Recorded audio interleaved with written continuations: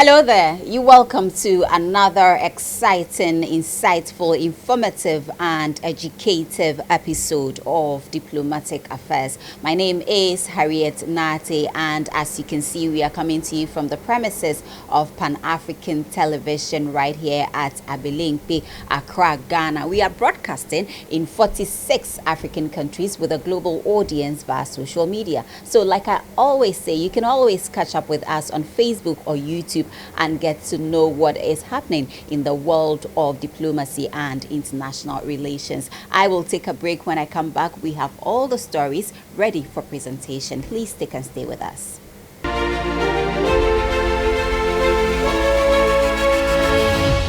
Welcome back. Before we start the show, let's observe a minute of silence for the late ambassador of Mexico to Ghana, His Excellency Enrique Escoza, who was representing Mexico right here in Accra.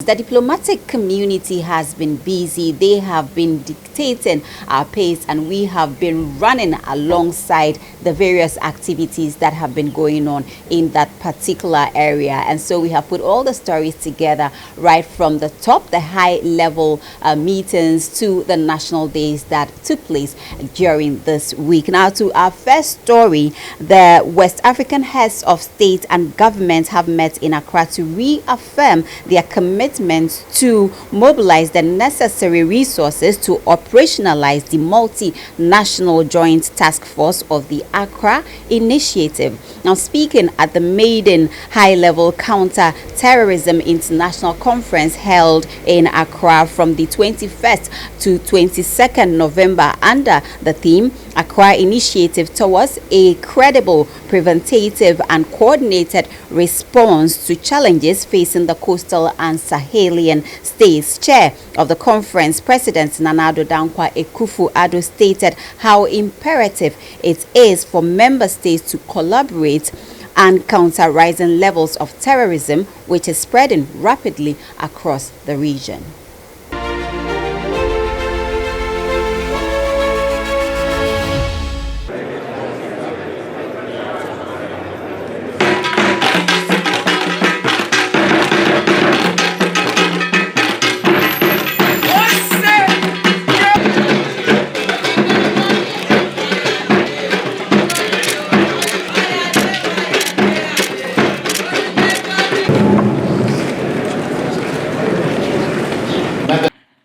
President Nana Akufo-Addo.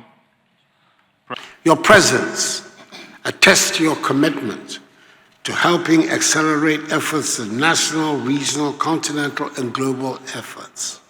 Levels require not only to diagnose and identify the daunting security challenges that confront our contemporary world, but also to fashion out solutions to resolving them. Excellencies, I say nothing new when I say that West Africa continues to suffer from the effects of the scourge of terrorism and violent extremism, spreading rapidly across the region.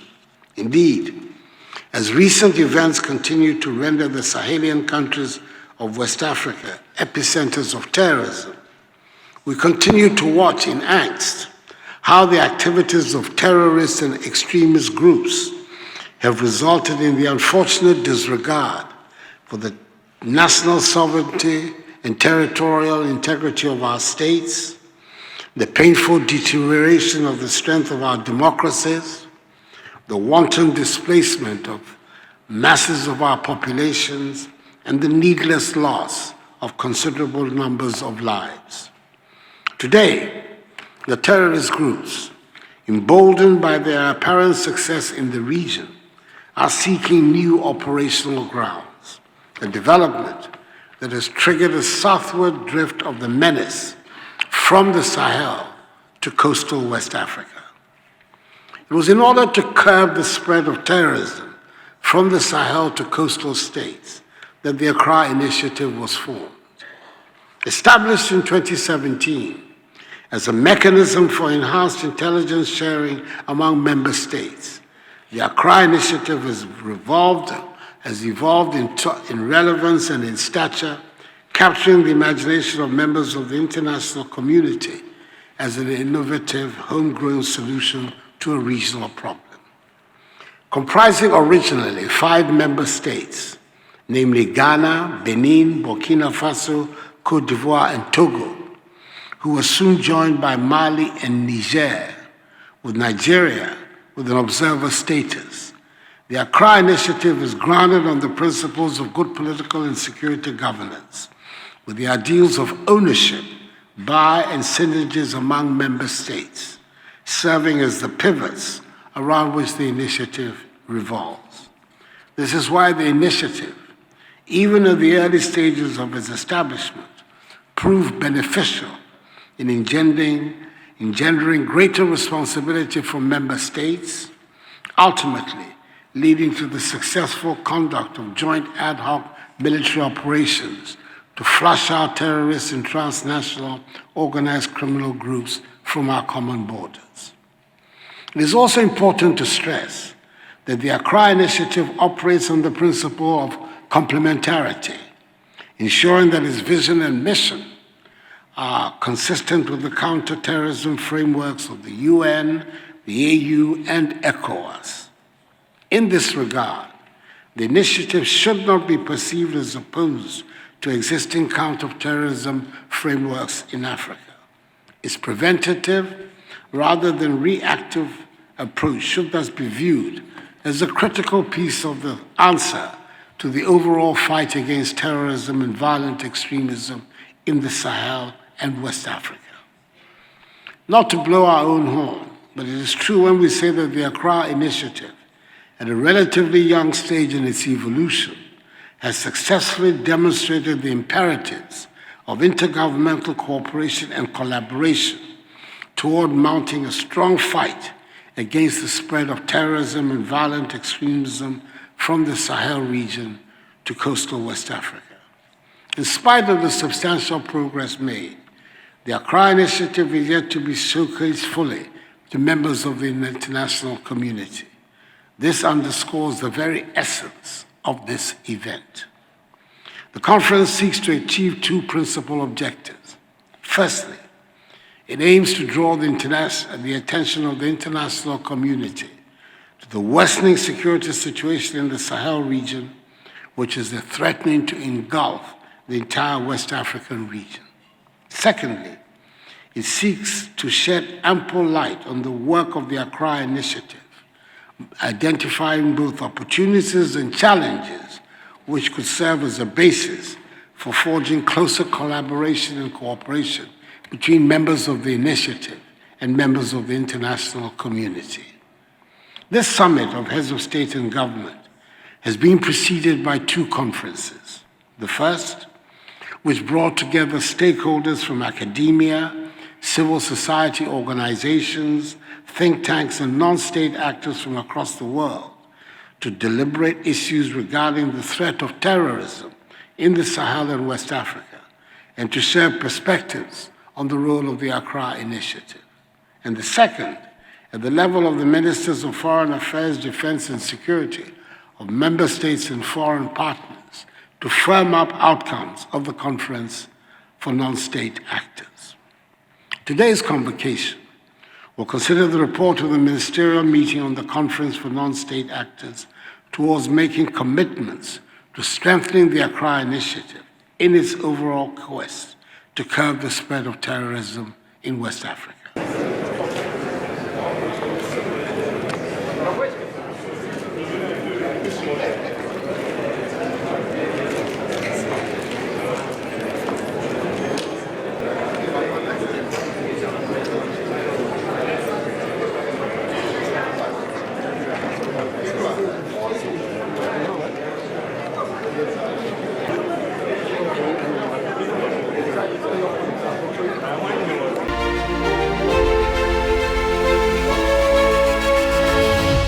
Now, away from that, let's go all the way to the Accra International Conference Center for the 7th West Africa Agrofood Exhibition. The 7th International Trade Show and Conference on Agriculture food and beverage technology on West Africa Agrofood and Plasprint Park has taken off in Accra, Ghana, with a call on African countries to seize opportunities at the fair to increase self-sufficiency in the agriculture value chain. The three-day conference, which started on Tuesday, November 29th through to December 1st, 2022, dubbed 7th Agrofood and Plasprint Park West Africa 2022, was organized by Fairtrade Mercy in collaboration with its local partners, GeoVision.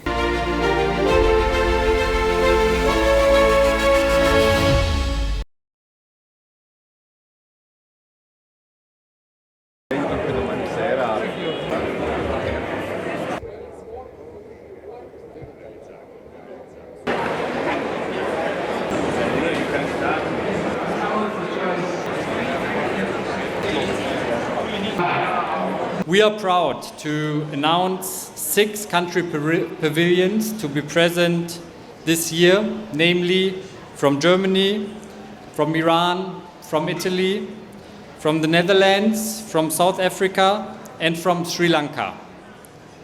In total, 98 exhibitors from 21 countries are present with products, technologies, and solutions specifically tailored to the West African market.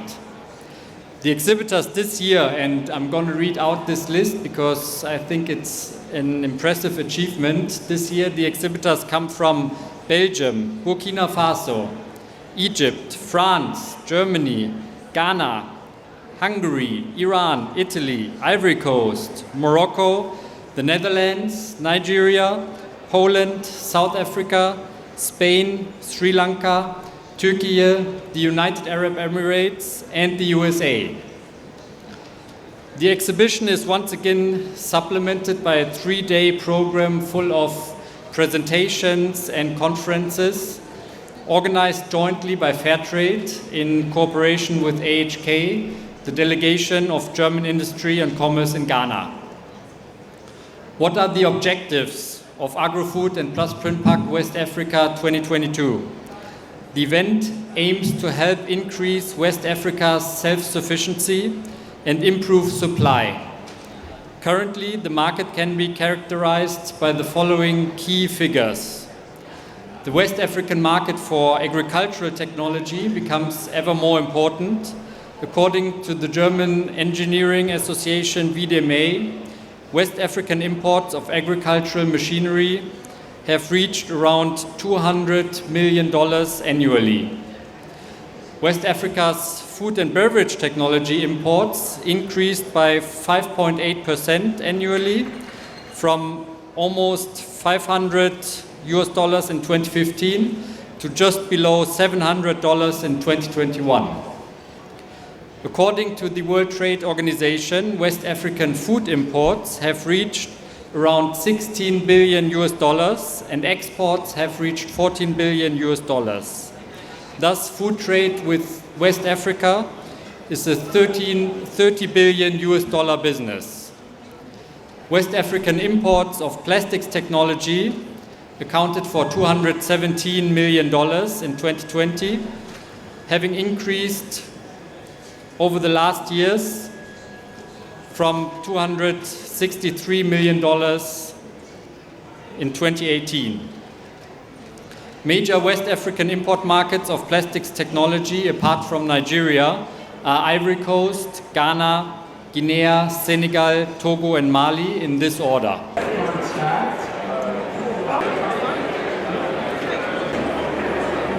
We are coming to you from the Accra International Conference Center, the other wing, of course, where there is the West Africa Agrofood Exhibition. It is one of the biggest when it comes to the agricultural sector or even worldwide. Today with me is the Hungarian ambassador to Ghana, and he is going to be telling us more about the Hungarian stand, which is here. They have lots of products on exhibition, and I can't wait to learn all about it. I know you are also waiting patiently to learn all about the West African Agrofood Exhibition. I'll start with Your Excellency here. Your Excellency, it's good to have you on Diplomatic Affairs. It's been a while. How are you?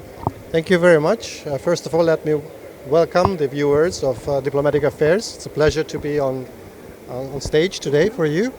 It's been a long time since we last talked. It's been a hectic, almost a year and a half since I arrived to Ghana. And I'm very happy to say and inform the public that bilateral relations between Ghana and Hungary are evolving in a very natural and very positive way. We had high-level visits last January. We had the President of Hungary visiting Ghana, which was a historic landmark visit. For the past 50 years, this was the first such high-level visit. So overall, our relations are developing very smoothly. This is a very special occasion for us to be at this beautiful exhibition. First time for me and first time for any Hungarian companies to exhibit at the fair. I think this is the new beginning, and we are happy to see Hungarian companies showing interest in exhibiting. We only have one company, but this is the first step, and as the Chinese say, the 1,000-mile journey begins with the first step. So this is our first step here today. And the company exhibiting is called Agrofeed. We are very happy and proud that the company is exhibiting. And it's a company dealing with animal mixes, feed mixes, pre-mixes. So this is the first for the company as well. It's a 3-day event. Today is the last day. How has it been? From what I heard, it's been very good. It was an interesting 3 days for the exhibitor. He made many contacts, made many new friends, business deals. So I think the general ambience is very good. I would also like to commend the organizers of this fair for arranging this beautiful and world-class exhibition in Accra. Thank you so much for your time, Your Excellency.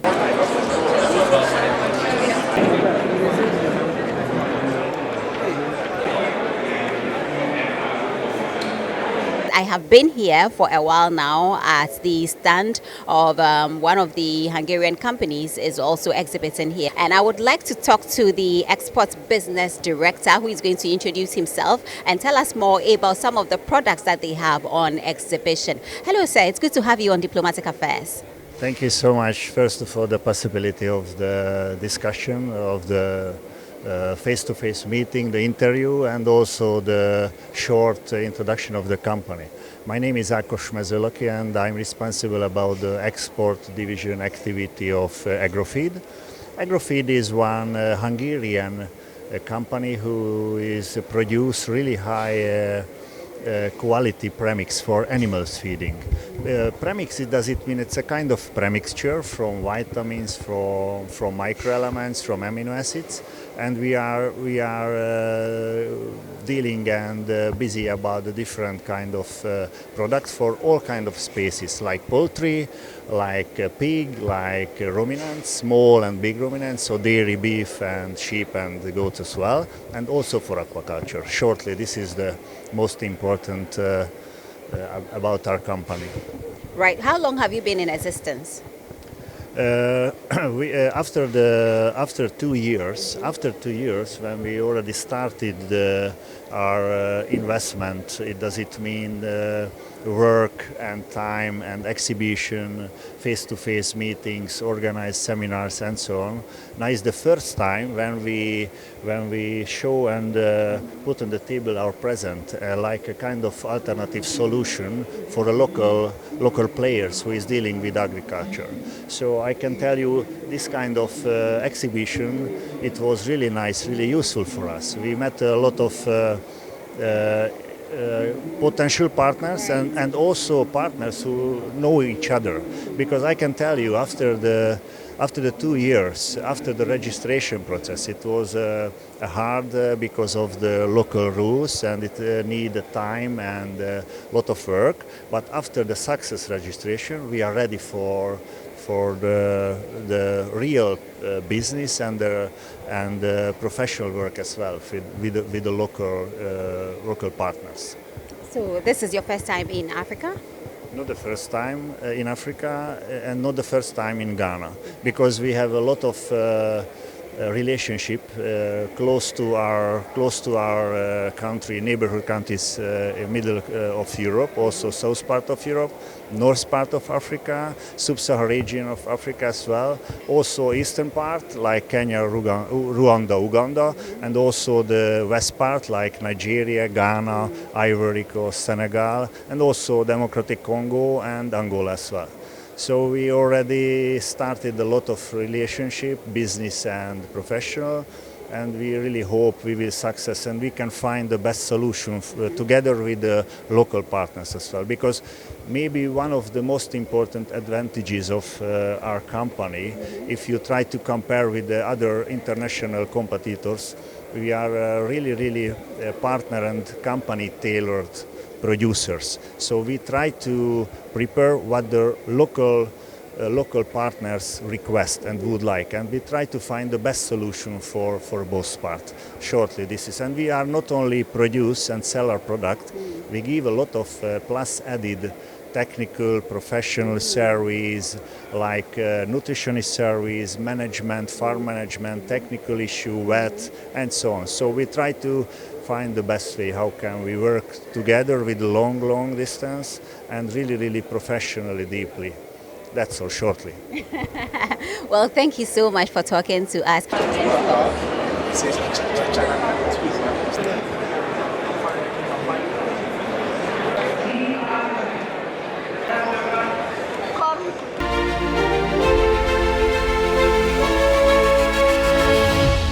Now let's take you to the Ghana Institute of Management and Public Administration, GIMPA, where there has been the launch of the Center for African Diplomacy and Global Engagements. Ghana's Speaker of Parliament, Right Honorable Alban Kingsford Sumani Bagbin, has expatiated on the need for African diplomats to invest in research to sharpen their skills for a balanced dialogue in order to contribute to the global system. Now, speaking at the launch of the Center for African Diplomacy and Global Engagement, an initiative that seeks to provide a cutting-edge research and training in foreign and public analysis while using disciplinary perspectives, theoretical concepts in the implementation of effective policies on various aspects of Ghana's foreign and diplomatic relations. He also touted Ghana's diplomatic credentials.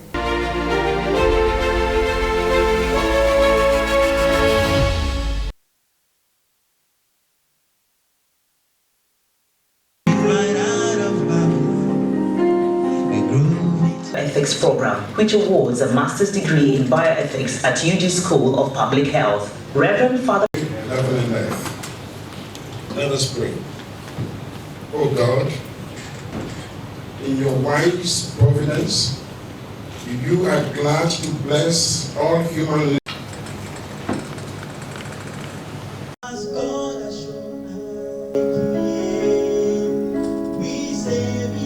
as the Member of Parliament for the Nando. There's limited discussion of international affairs in our media.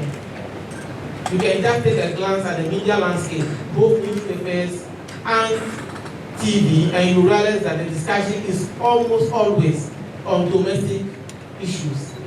So there's a void, there's a lacuna, as we say in academia, that needs to be filled.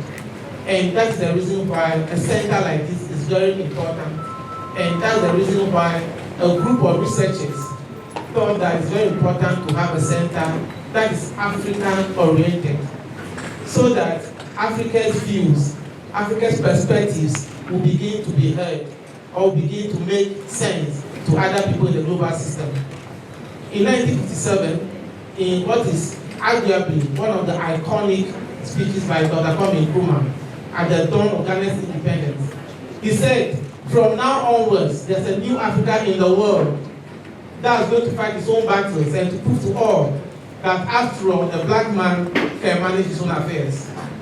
That vision, that call by Kwame Nkrumah started here in Accra, Ghana, and Ghana became the epitome of the liberation struggle, and Ghana became the maker of every Pan-Africanist. However, it looks like over the past couple of years, because of domestic, economic, and political issues, we seem to have lost that golden age of Ghana's foreign policy and African engagement. Some of us feel that the time has come for Africa not only to make noise, but for the noise that we make to begin to impact global issues, including the global economy. We need a new set of ideas to shape the globalized system. We say there's crisis of globalization. The global economic system is no longer benefiting all its inhabitants. And there's a time for Africa to begin to propose new solutions to solving old and emerging problems. We in the Center for African Diplomacy and Global Engagement believe strongly that we need to create a space for dialogue, for interaction, for debate, not only among state leaders, but also among global citizens. We all together can begin to come up with ideas that can shape our world and make it a better place for all of us. Our international community is truly in urgent need of political engagement and diplomacy that is preventive in order to renew and rebuild multilateralism. The theme for today could not have been more appropriate, given the ravaging effects of COVID-19 on the global economy over the past 3 years. Time will fail me if I am to list the businesses destroyed by reason of the prolonged long lockdowns, the inequalities arising as a result, the astronomical increases in the debt burdens of nations, especially those in the global south, the disruption of the academic calendar and its related impact on the well-being of humanity, and further issues such as gender, among many others. These have undoubtedly been exacerbated by the Russia-Ukraine war, with its attendant effects on the global supply chain, and the spiral of rising prices of general goods and services, especially on critical goods like fuel. While the protracted war continues to pose a serious threat to the global economic crisis, the proxy actors it is gradually attracting into the fray further undermine global security and remain a major threat to the geopolitical stability of the world, and they risk a catastrophic global conflagration which could throw the global economy into extreme poverty and chaos. I think we in West Africa are witnessing these things. A number of our countries now are not controlled by governments, but they are controlled by terrorists. And they provide education, health, and other facilities in those areas. The threat is real. Why should we have Russia at war with Ukraine in this day and age and leave the entire world negatively impacted in one way or the other? Are the issues of concern between the two countries and their approaches such that they do not lend themselves to a talkover that could have led to compromises and concessions? This could have saved the thousands of lives that have been lost, the massive destruction of infrastructure, and the millions that have been displaced from their homes. It would also have prevented the dislocation of the various supply chains and the attendant impact of prices that we are witnessing today.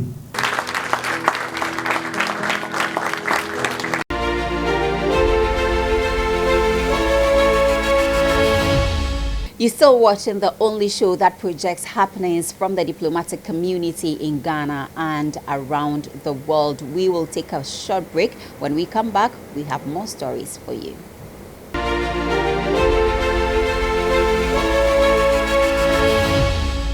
Welcome back. The show is Diplomatic Affairs. My name is Harriet Nati. Now to some more exciting stories. It appears Christmas came early. Now in the spirit of season of giving, Mevepik Ambassador Hotel in Accra, in collaboration with some selected embassies, has hosted the first ever charity bazaar aimed at raising funds for the Street Academy of Jamestown, an NGO that provides education for needy children. The program, which took place on Saturday 26th through to Sunday 27th of November, was open to the general public alongside exhibitions by some participating embassies.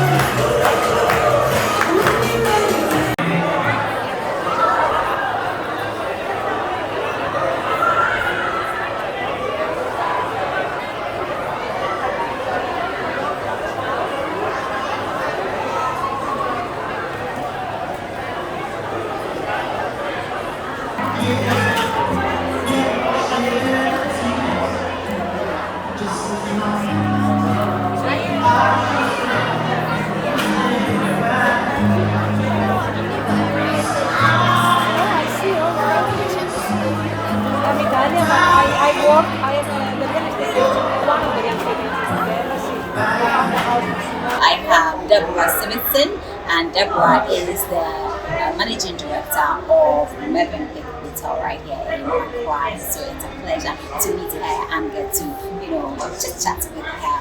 Hello, Debbie. Hi. Can I call you Debbie? You're more than welcome.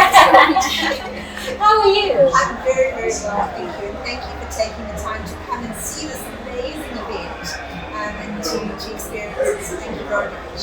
You have a very beautiful place right here in the center of Accra. Yes. How is Mevepik doing in the hospitality space? Well, the Mevepik Ambassador Hotel is doing really well, and I think it just shows the trend into Ghana at the moment. So we've definitely seen a great take-up of business, both domestically and internationally. We are seeing business coming back. I think we are one of the fastest recovering countries after COVID. So I think generally, as Ghana is experiencing a great upward trend of business, and we are feeling it. So it's really great. Everybody is trying to recover from the COVID. Yeah. And of course there is inflation, so I'm happy to know that yes. Let's talk about now. Yes. We're talking about the charity bazaar. I mean, I was so thrilled about it. When I learned about it, I was so thrilled, and I was asking myself, what is this for? But tell me your role in organizing this event and for what purpose. Okay. So the Mevepik Ambassador Hotel has actually physically no immediate financial role in this. We are literally, it was an initiative that I thought about when I've been in Ghana for a year and a half. And I actually wanted to do it last December, but it was just too short. So it was an initiative for me to bring together all the communities. So it's representative of different embassies. We've approached all the embassies in Ghana, and this year we had 13 embassies that came on board. And really the focus, 13 embassies. We were hoping for more, but I think next year we'll have a huge. Yeah, it is. And really the embassies came on board, and we took a decision that these embassies would work together, and the purpose of this event is that whatever we raise here in this event gets supported to a charity. And this year it was voted, and it was the Street Academy that was chosen to be represented. So whatever funds get raised here at this bazaar, it goes 50% gets given to a charity, and the charity is the Street Academy, and all of the takings go to them. They're based there near the Arts Centre, and they have different initiatives. They work with many communities. They have a soccer pitch that they want to improve. They have a clinic that they're wanting to improve. So really, to me, it was about bringing, Ghana is a multi-nation country. We have so many different nationalities and people here, and it was about bringing everybody together to have fun. The children can have fun, the countries can be together, and then the end result is to go to charity. So that was the main purpose of why I brought up this initiative. This is wonderful. This is wonderful. I mean, congratulations to you. And how did you discover the Street Academy? So every embassy, like I said, we had 13 embassies that were represented here. So every embassy had to give us a charity that they either work with or would like the funds to go to. So working with the embassies, it's really important to be transparent, and there has to be fairness, and they have quite a lot of protocols. So once we got all the relevant sort of suggestions in from the embassies, they had to send us their profiles of these in different charities.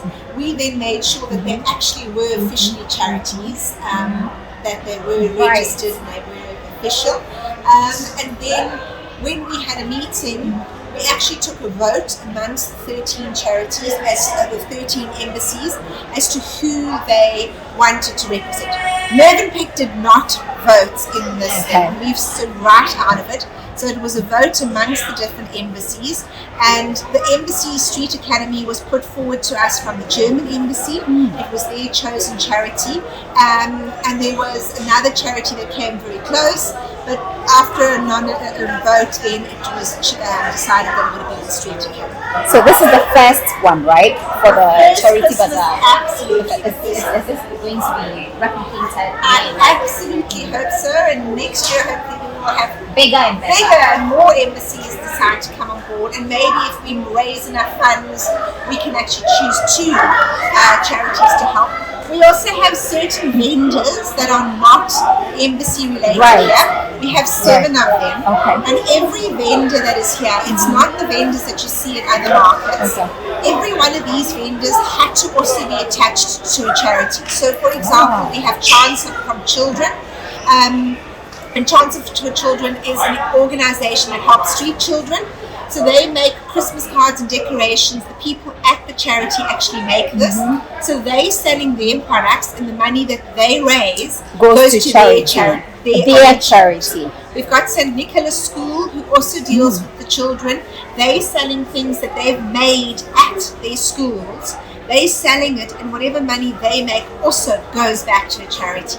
So this whole event is about giving back to charities. And giving back to society. Absolutely. And bringing society together. If you walk around and you see so many different people, that's what the plan was. Congratulations once again. Thank you so much. I am super excited. Now these are the kinds of programs that excite me. And I'm even more excited about the fact that you want to solve a problem. You want to come to the aid of these kids and also shape their lives and provide a better environment for them to grow in.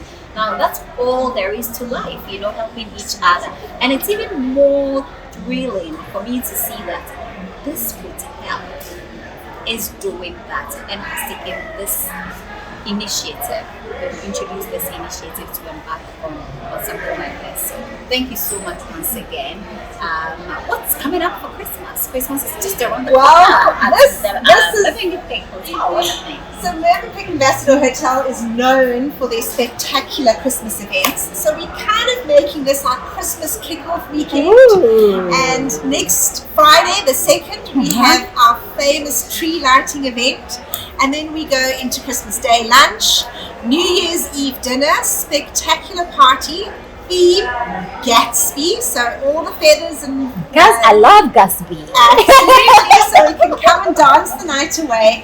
Then we have a wonderful function on the piazza for fireworks.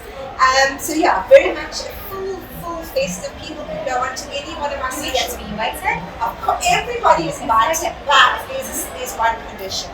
Because people love coming to these events, first come, first serve. Seats are limited. People must phone into the hotel, make the bookings, reserve reservations, because it's really, I would hate to turn people away, but really reservations are important.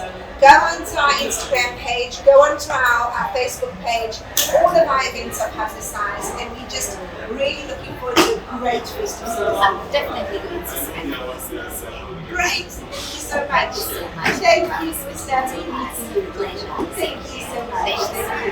Right, so yes, that was Deborah Sivitson, and Deborah is the managing director of the Movenpick Ambassador Hotel, and we've been talking about the charity bazaar organized by the Movenpick Ambassador Hotel right here in Accra. And the whole idea is to come to the aid of these vulnerable children and of course help shape their lives and give them, a better future at the end of the day. So this is one good initiative undertaken by the hotel, and so we are so excited about that, and we want to say congratulations to the hotel for such an initiative.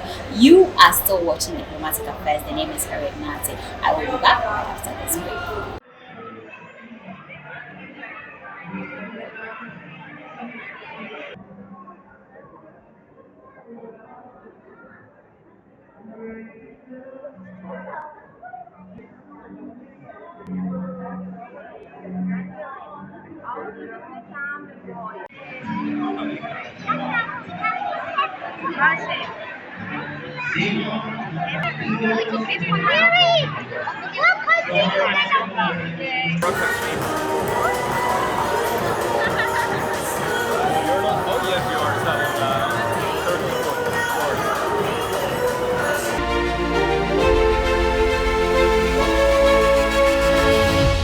Now let's do some National Day story, shall we? The republics of Suriname and Barbados have jointly marked independence, with Suriname commemorating 47 years as a republic and Barbados also marking 57 years. The two Caribbean countries, who belong to the Caribbean Common Market known as CARICOM, used the occasion to tout bilateral relations between Ghana and their respective states. The event saw some government officials, traditional leaders, the diplomatic corps, and friends of both missions passing through.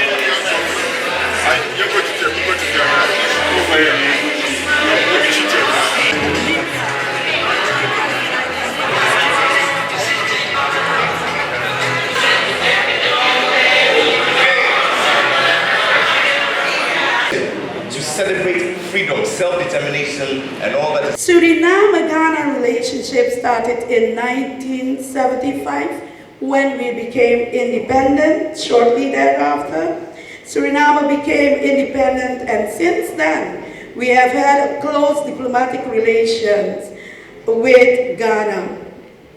For instance, Suriname participated in some cultural festivals such as the Pan Affairs of 1997 with dignitaries, traditional leaders, and cultural groups of the Surinamese African diaspora.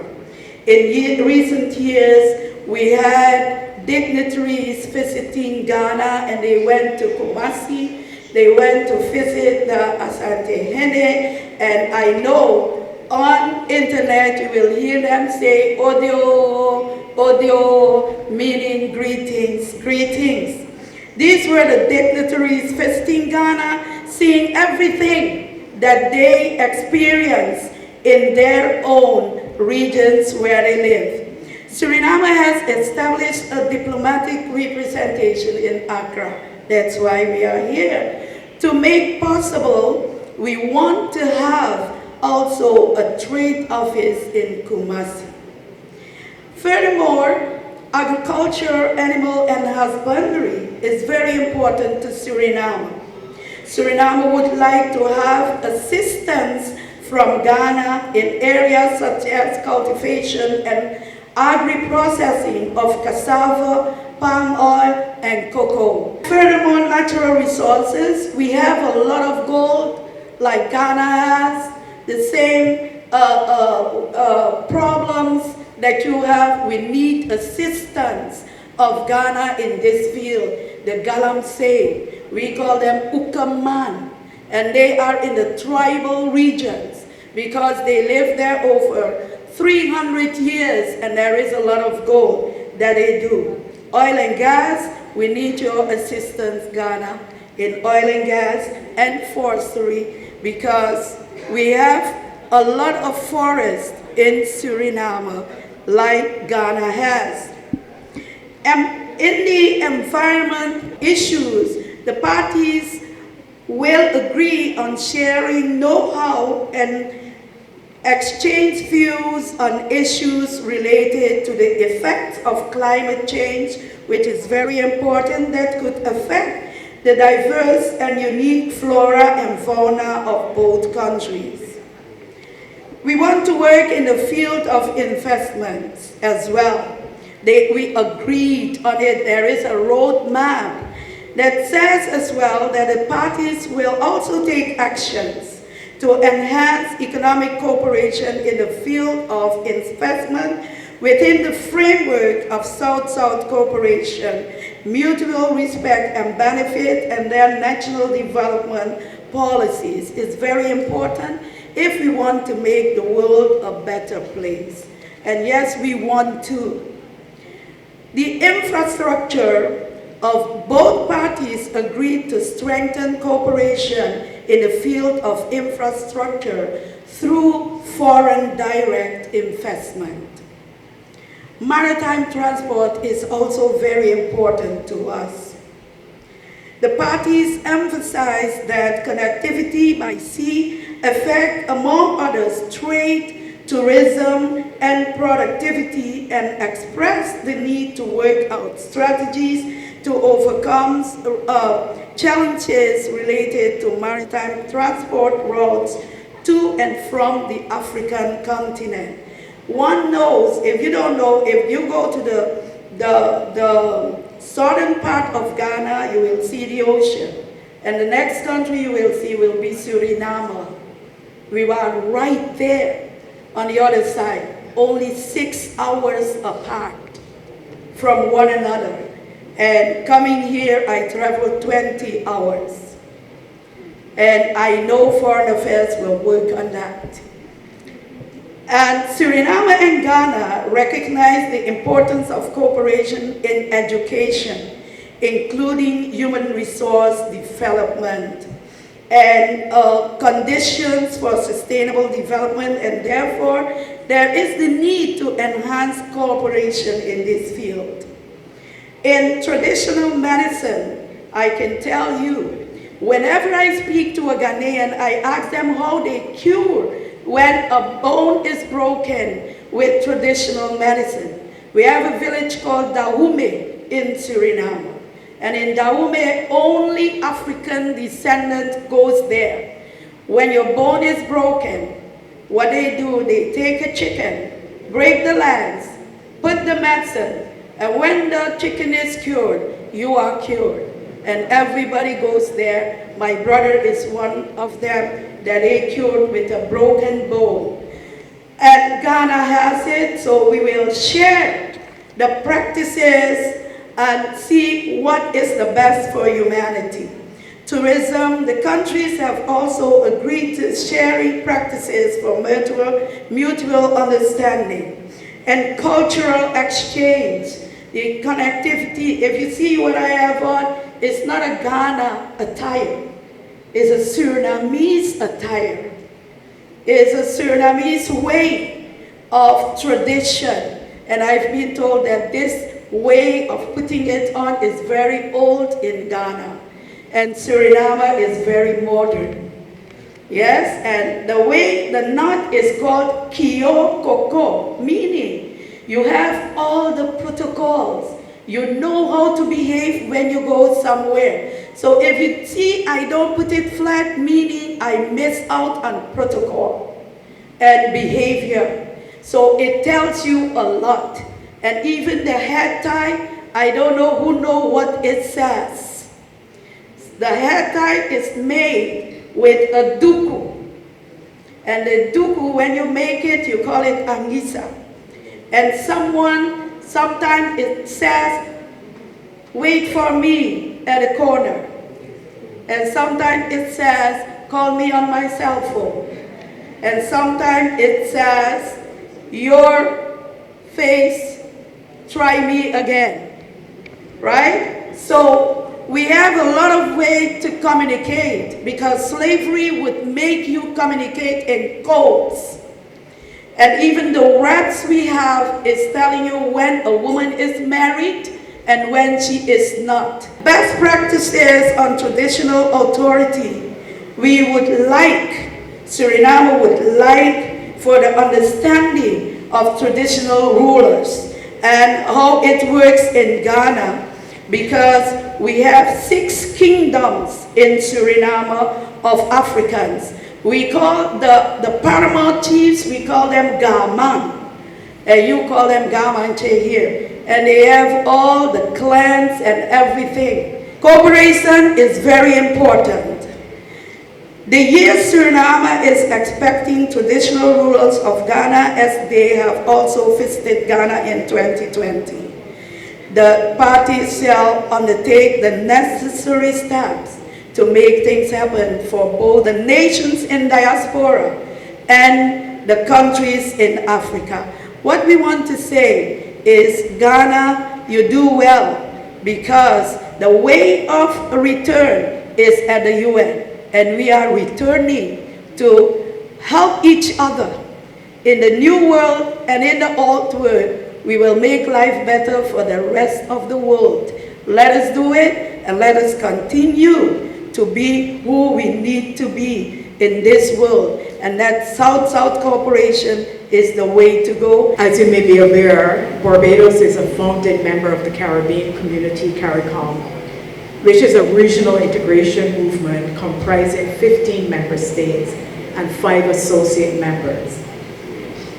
As a member of CARICOM, we are especially pleased to link arms with our sister country of Suriname to jointly host this evening's independence celebration. As the ambassador indicated, Barbados and Suriname established diplomatic relations in February 1977.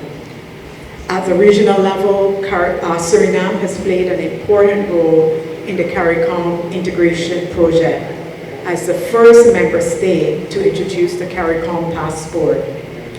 Suriname is also headquarters of 3 critical CARICOM institutions, namely the Competition Commission, the Caribbean Regional Information and Translation Institute, and the Caribbean Health and Food Safety Agency.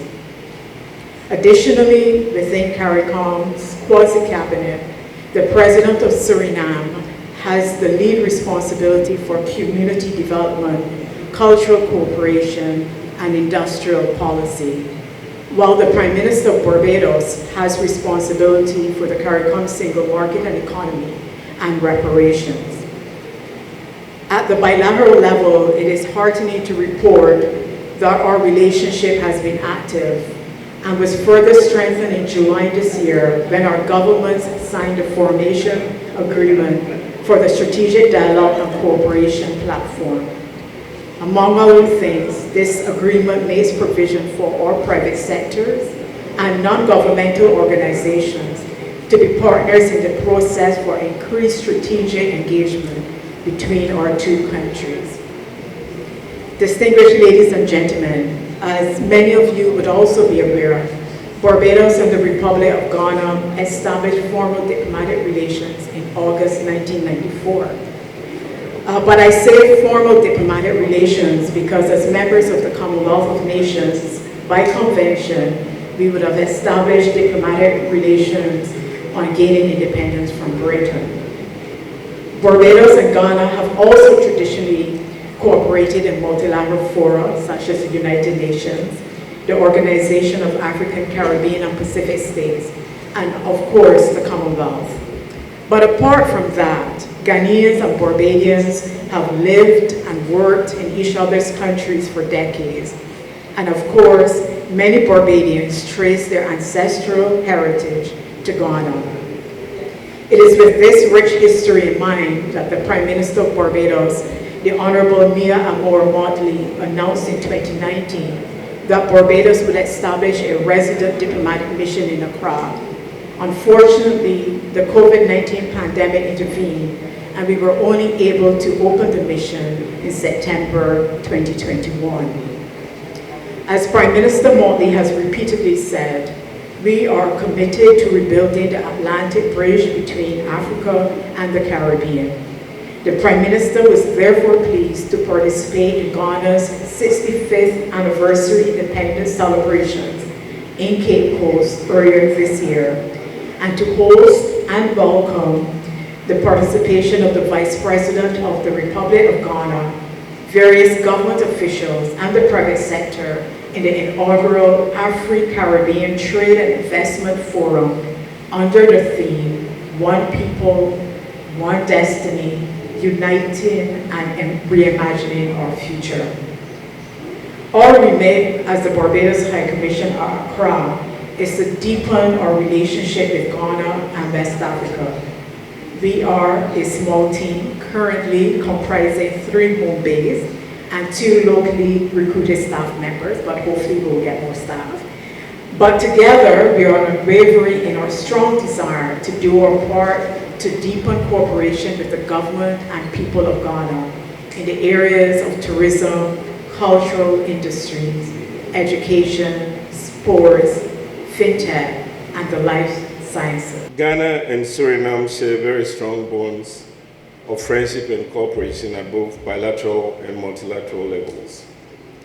And as you heard, we have strong bonds of blood and heritage dating back to the years of slavery, the transatlantic slavery. So essentially, we're one people and we share a common destiny, as we have heard.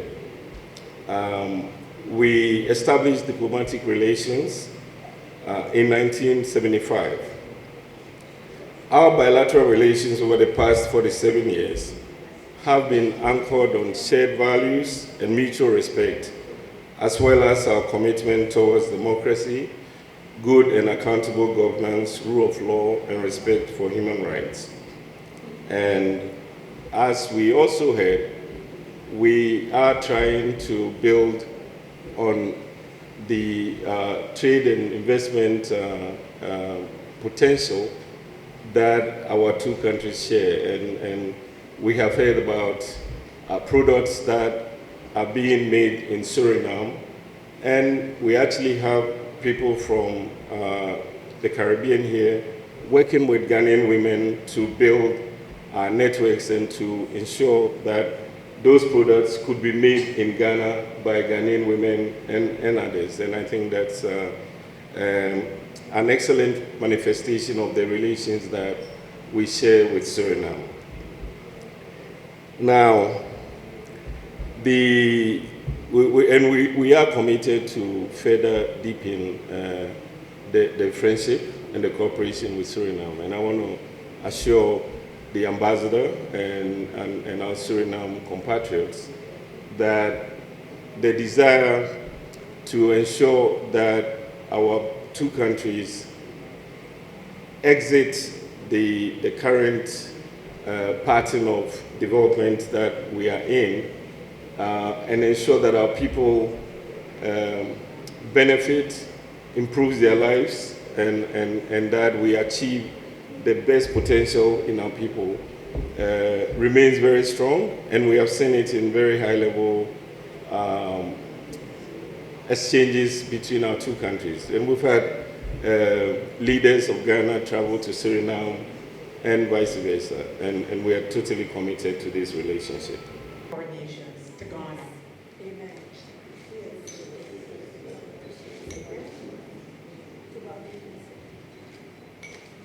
Your Excellency.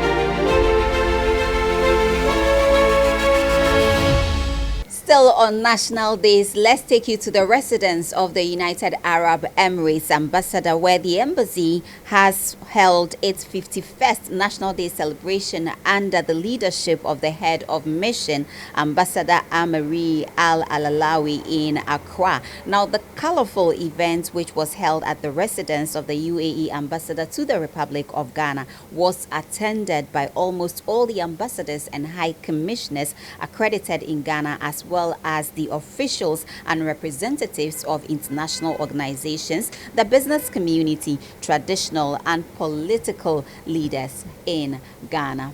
Let's take a look at that event.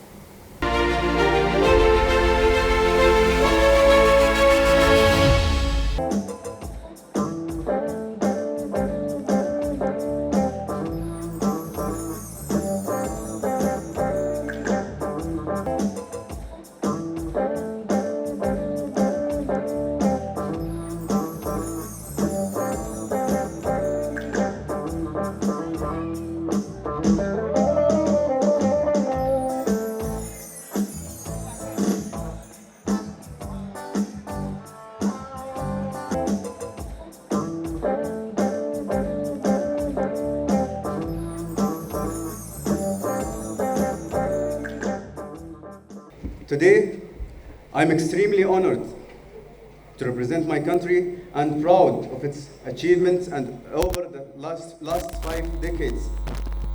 Last year, we celebrate the 50th anniversary.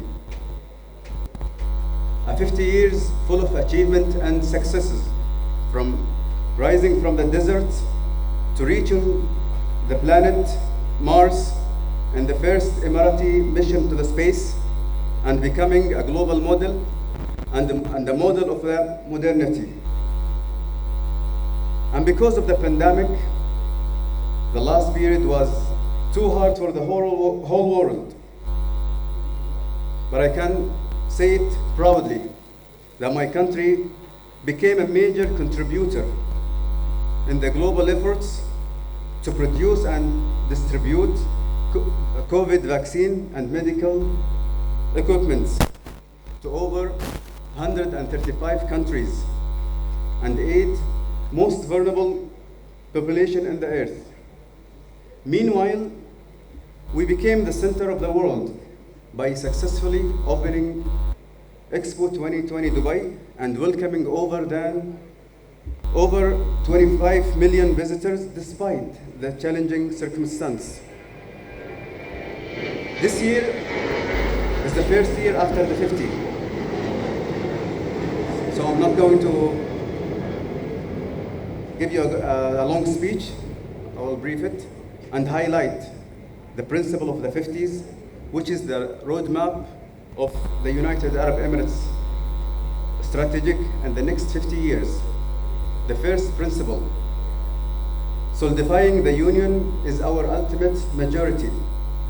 Principle number 2, our main focus, building the best and most dynamic economy in the world. Principle number 3, the ultimate goal of the United Arab Emirates foreign policy is economic progress and prosperity. Principle number 4, the human capital is the main future driver to the growth. Principle number 5, good neighborliness is the base of the stability. Principle number 6, the UAE is a unified nation in economy, tourism, and industry. Principle number 7, advanced science and digital technology will shape our future frontiers. Number 8, openness and tolerance will remain the firm foundation of our values. Principle number 9, UAE's foreign policy's aid is an essential part of its own vision and moral duty. And the last principle, principle number 10, the UAE's approach to the political disagreement is only through the constructive dialogue and peace talk. These principles will be our star guides for the 50 years to come and to continue the path of the father, His Highness Sheikh Zayed bin Sultan Al Nahyan, and the late Sheikh Khalifa bin Zayed Al Nahyan, the second President of the United Arab Emirates, who followed the path of the founder. May their souls rest in eternal peace. And today, under the leadership of His Highness Sheikh Mohammed bin Zayed Al Nahyan, who aims for a long-term relationship with Ghana and the Ghanaian people, within the next 50 years, the Emirati-Ghanaian relationship will keep growing and prospering. Although the United Arab Emirates Embassy in Accra just opened 2017, and the Embassy of Ghana in Abu Dhabi established in 2018, our relationship has reached maturity in very short time. Let's take an example. Let's take an example this year for how fast our relationship is growing. I'm not going to talk about the details on the economic side. My colleague Cyril Duanka, the representative of Dubai Chambers. I will just announce the non-oil trade between our both countries, which is in 2021. The non-oil trade was $2.7 billion with a growth 56% compared to the year 2019. And in this year also, our both countries signed 5 memorandums of understanding. First, one of them is set up a Ghana Investment and Promotion Center office in UAE.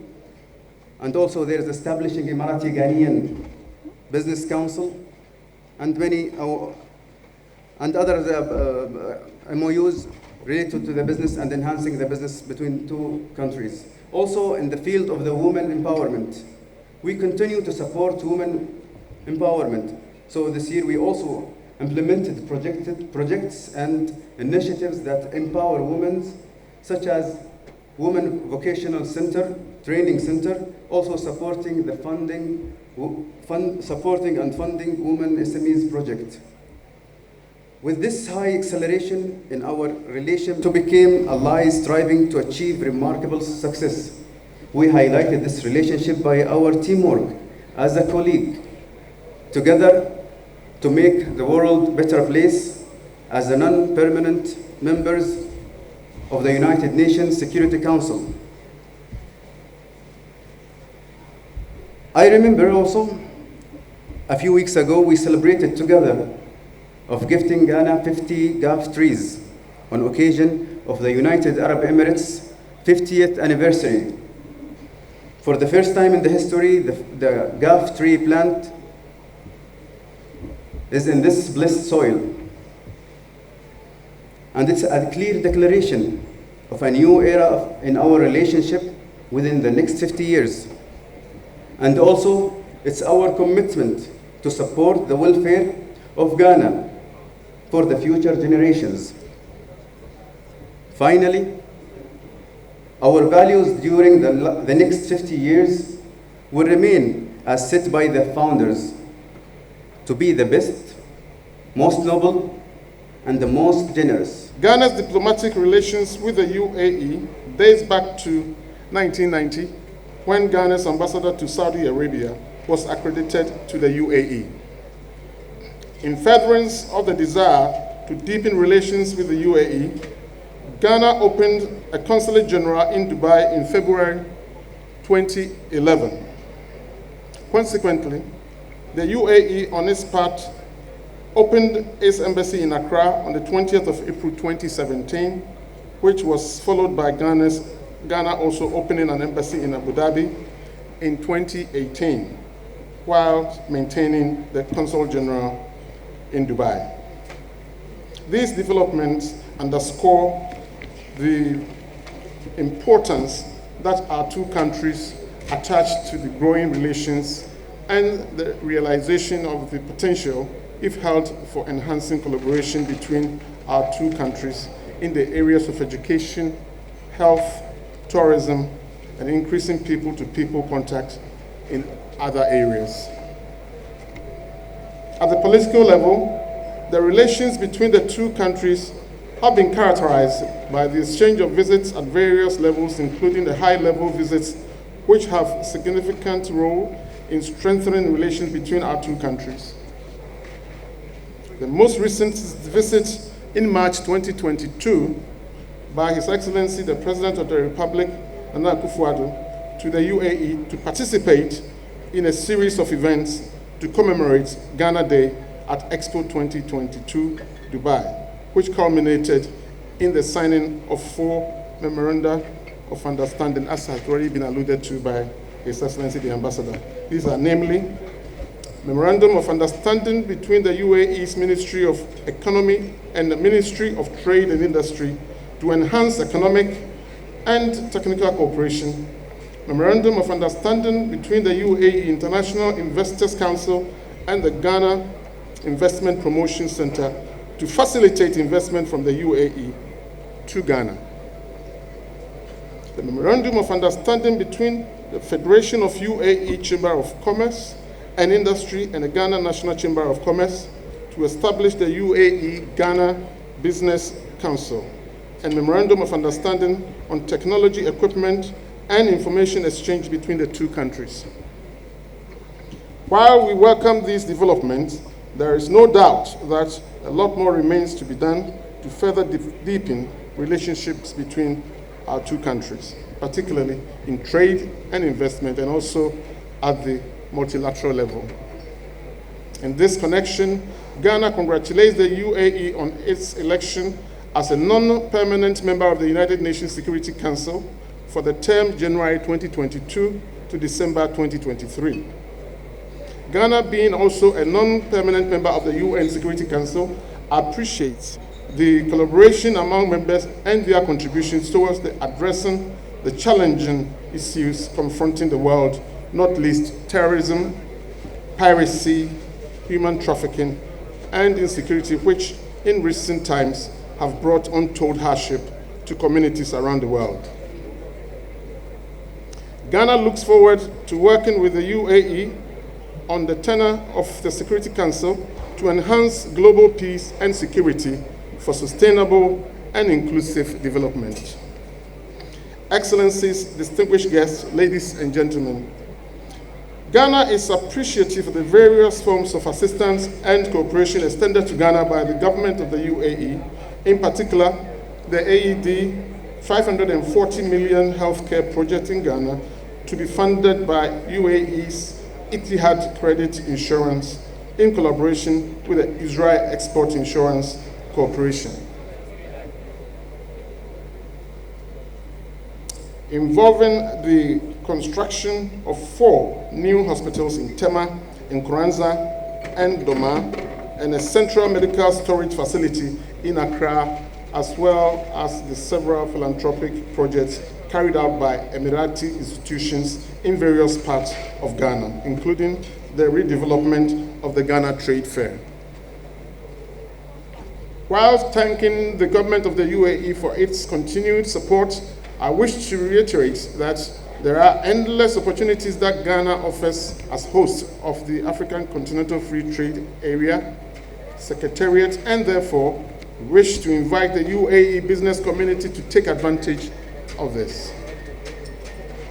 Your Excellency, ladies and gentlemen, may I now invite you all to join me in a toast to the good health and well-being of His Highness Sheikh Mohammed bin Zayed Al Nahyan, President of the UAE, to the prosperity of our peoples and to the continued friendship and cooperation between our two countries.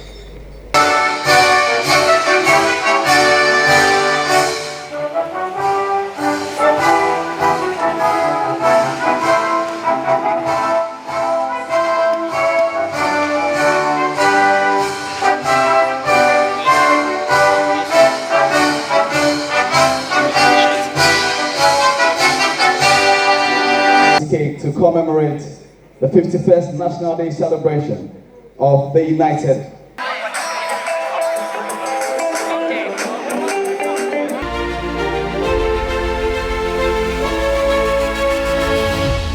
Right, so all too soon, this is where we draw the curtains on today's episode of Diplomatic Affairs. My name is Harriet Nate. It is always your number one go-to place when it comes to happenings from the diplomatic community in Ghana and around the world. I look forward to seeing you same time next week. Enjoy the weekend.